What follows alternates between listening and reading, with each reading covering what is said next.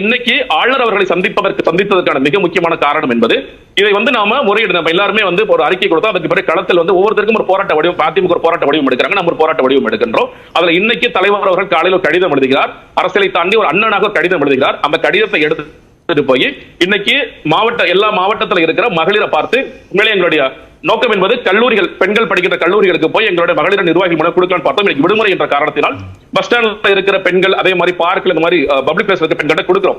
இதை உடனடியாக காவல்துறை கைது செய்யறாங்க, வெள்ளிவாக்கத்தில் கைது செய்யறாங்க, தூத்துக்குடியில் கைது செய்யறாங்க, கைது செய்த டீனர்ல அடைச்சு வைக்கிறாங்க. பார்க்க போன இங்க பொதுச் செயலரையும் தடுத்து வச்சு அவங்களை காவல்ல வைக்கிறாங்க. இது ஒரு துண்டறிக்கை கூட கொடுக்க முடியாத நிலைமையில தான் நம்ம இருக்கோம் அப்படிங்கறதை நம்ம இன்னைக்கு பார்க்கணும். அந்த அளவுக்கு மிக மோசமாக இந்த அரசாங்கம் இருக்கிறதா அப்படிங்கிறது. இன்னைக்கு இருக்கிற ஒரு வழி எனக்கு ஒண்ணு, நாங்க போய் இந்த புகாரை போய் டிஜிபி அவர்கிட்ட கொடுக்கலாம், இல்ல இதை தலைமை தாங்குகின்ற முதலமைச்சர் கொடுக்கலாம். ஆனால் பிரச்சனையே இந்த முதலமைச்சர் எப்படி இந்த காவல்துறை கையாள்கின்றார், இந்த அரசாங்கம் டிஜிபி காவல்துறை